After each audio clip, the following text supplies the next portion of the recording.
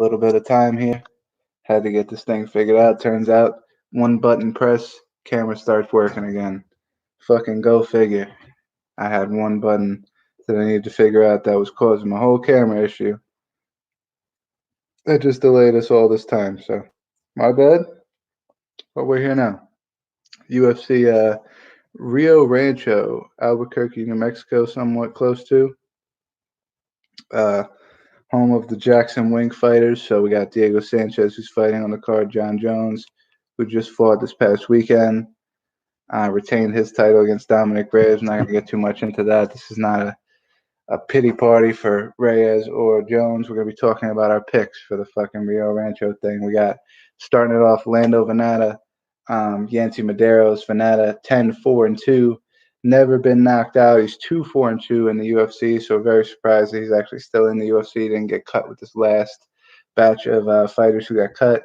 9 out of 10 of his wins via finish. That's probably why. Medeiros is 15-16-1. 12 out of 15 of his wins via finish. He's currently on a 2-fight losing streak, though, being TKO'd by Donald Cerrone, and I believe losing a decision to Gegard Gillespie. He last fought on January 2019, so it's been a little over a year since he fought, a little bit a year and a month since he fought last. So are we talking about ring rust? He's on a losing streak. He's going downhill. There's a lot of things to kind of to attack here, but here's what we're going to go stylistically. Yancy Medeiros is kind of like a Max Holloway, Nate Diaz type fighter. That being said, he's going to put on a lot of volume. Probably not going to put knockout punches in. Lando Venata doesn't get knocked out anyway, so what would be the point of trying to throw those knockout punches at Venata when he's not going to go out? So he's going to be throwing a lot of volume, putting a lot of strike counts on him. He's going to be outstriking him as far as the numbers go. So as far as what the judges will see as far as statistics, Yancy Medeiros will be ahead of Venata more than likely. Venata does have a strong kickboxing game. He's very, very powerful for that weight class of gentlemen, and Medeiros has been knocked out before. I'm not going to go with what my heart wants, because my heart wants to pick Yancy Medeiros. I love that Nate Diaz kind of Max Holloway style of fighting. But I'm going to go with what I actually think is going to happen. It's Lando Venata, be a TKO maybe in the second round. Takes us to Ray Borg versus Rogério Bontorin. Ray Borg is 12-4. He's never been knocked out. Only wins. Only has TKO win.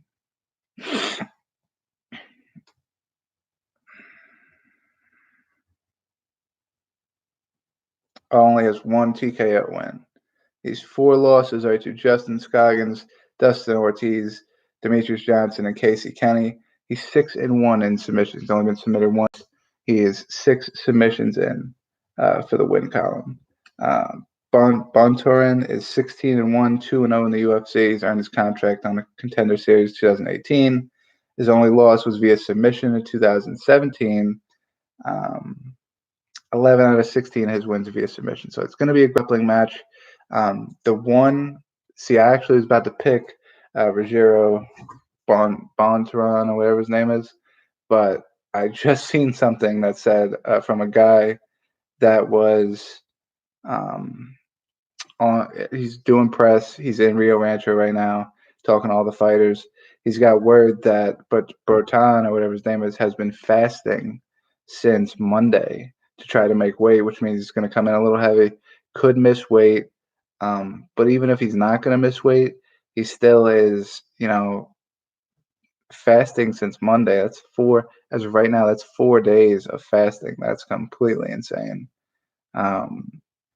He's going to be, he's not going to have the energy that Ray Borg is going to have. Ray Borg hasn't fought in a long time. So, I mean, there's a lot to unpack. I'm going to go with the more energetic Ray Borg, significantly strictly because of the fasting thing. I think if it went to, hey, they were both healthy, they're both at their top of their game, I think if it's going to be a grappling match, at least, Rogério is would submit him. But I think Ray Borg could keep it standing when he wants to, and if he wants to take it to the ground, I think he's going to have more energy and more strength to be able to lock up whatever he needs to lock up. So I got Ray Borg probably by a decision is what I'm going to go to. Um, Brock Weaver versus Kanzula Vargas. Weaver's 14-4, won his contract from the Contender Series 2019. His wins include Charles Felony Bennett, Wesley Golden, and Devin Smith in the Contender Series. So he's got a very, very interesting striking style. He puts on a show. He's got a lot of confidence. He's kind of like a draw. He's a big draw as far as personality wise goes. Now we're going to see if that can translate to the UFC. I think this is his UFC debut here, other than the Contender Series. He'll be fighting Kanzula Vargas, who is 11-3, 0-1 in the UFC. Took his first loss to Alex De Silva in August of 2019. 8 out of 11 of his wins are via finish, so he's also a finisher. He's going to be the underdog coming into this just because of the popularity factor that is Brock Weaver. But I do think the striking is going to come into place here, and I think we're going to see the more, I guess you would call it unique striking takeover for Brock Weaver, and Brock Weaver is going to be able to get a TKO win, hopefully in the first round, maybe in the second round. That brings us to Montana De La Rosa versus Mara Romero Barella.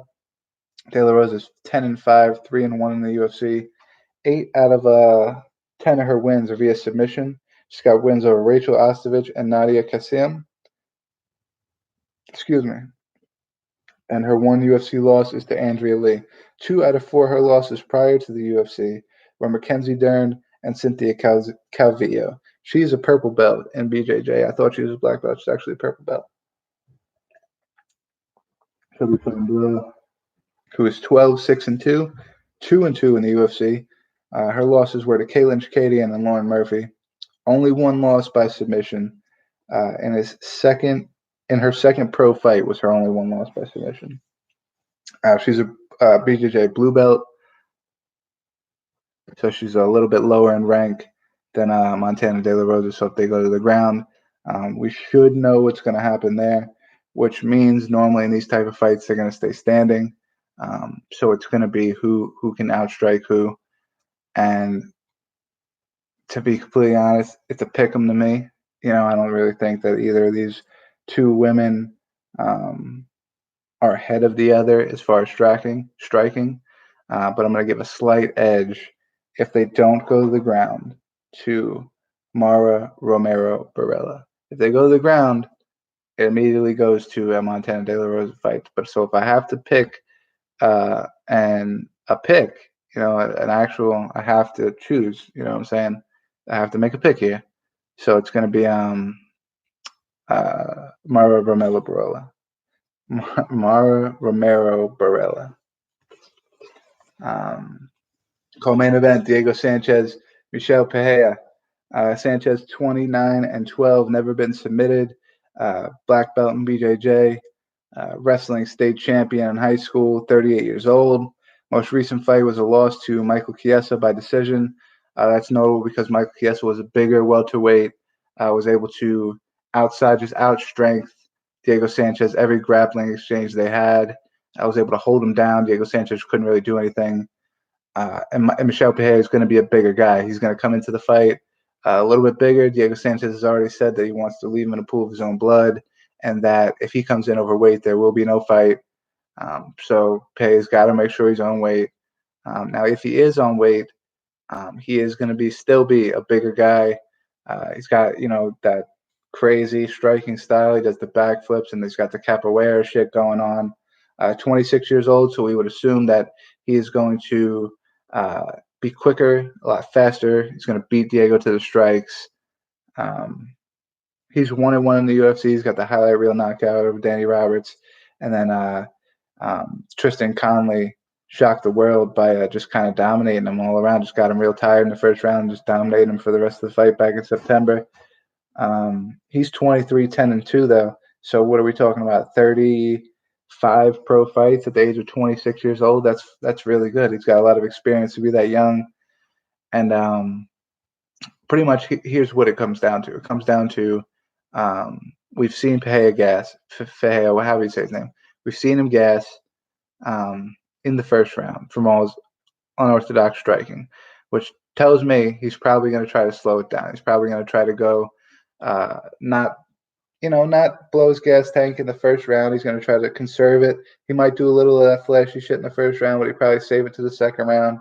Short burst of explosion he'll probably do in the first round at least.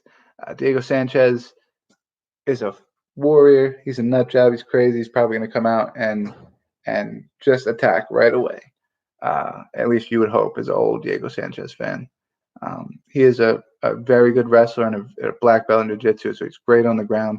I wouldn't be surprised to see him try to take it to the ground, but I wouldn't be surprised after seeing Pereira, how you say his name, Michelle, have worked on takedown defense immensely since his last fight because of what happened to him in the Tristan Connolly fight.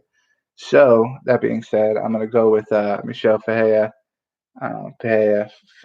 whatever you say. First round TKO.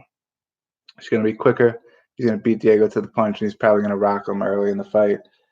Maybe even, I'm going to predict that Diego's chance that he's going to go for a double leg takedown, and Fiea is going to throw a flying knee, land TKO right there. Which brings us to the main event, which has number one contender implications on it. Corey Anderson versus Han Blachowicz. Corey Anderson's 13-4, 5-3 with knockouts, 8-1 in decisions. He's on a 4-fight winning streak right now that includes Pat Cummings, Glover Teixeira, Yair Latifi, and then most recently Johnny Walker, where he became a front runner for the next title shot. He's been knocked out by John Vellante in 2015, Jimmy Manawan, OSP, both in 2017. We know Han Blachowicz has got a lot of knockout power. He's a finisher. He can submit people. He's got a lot of power. Corey Anderson's a wrestler. He's a wrestler, but we also just seen that he can have knockout power as well in the Johnny Walker fight. Johnny Walker's a unorthodox, powerful striker, and Corey Anderson was able to TKO him. Han Blachowicz is 25-8, 6-2 since 2017. His only two losses his only two knockout losses were to Sokaju and Thiago Santos. He lost to Anderson in 2015. He got 6 wins by knockout and 9 wins by submission. Tough one to judge there. It's really going to be takedown defense. Can Han can he make his takedown defense work? And I think the answer to that is yes. I got Han Blachowicz by second round TKO. That's what I'm going to go by. Rest of the card: Tim Means, Daniel Rodriguez, John Dodson, Nathaniel Wood. That's a great fight. Jim Miller, Scott Holtzman, Devin Clark, Daquan Townsend. Daquan Townsend just fought on January 25th. So this will be 3 weeks after he fought and lost to Bavon Lewis by decision. He will be fighting Devin Clark on short notice. Casey Kenny versus Marab. Macy Chasson versus Shayna Young. She was supposed to fight Nico Montano. Nico Montano dropped out of the fight, I think, a couple days ago. So Shayna Young is stepping into place. And then Mark De La Rose will be fighting Rulan Pava. And Mark De La Rosa and Montana De La Rosa make history as the first husband-wife to fight on the same card, I believe. Good for them. I think it's amazing to see, different leaps and bounds, sisters and brothers, and all sorts of shit. I was hoping to see that one day with the Scoggins. I think her name's Hannah Scoggins, and it's not Justin. It's my boy's name. Scoggins. Jared. Not Justin. Jared Scoggins and Hannah Scoggins. I was hoping to see them get into the UFC one day.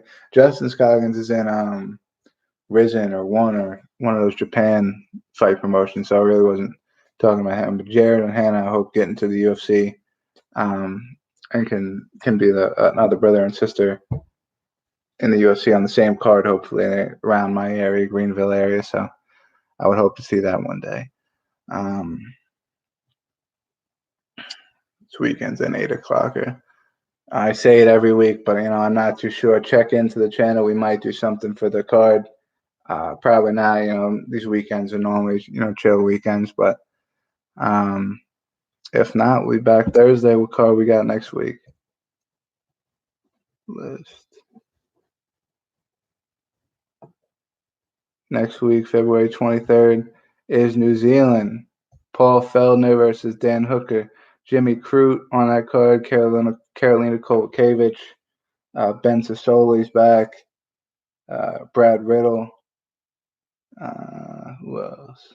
Sabura Chukarov, the I guess the cousin of Khabib against that fight on the McGregor Khabib card.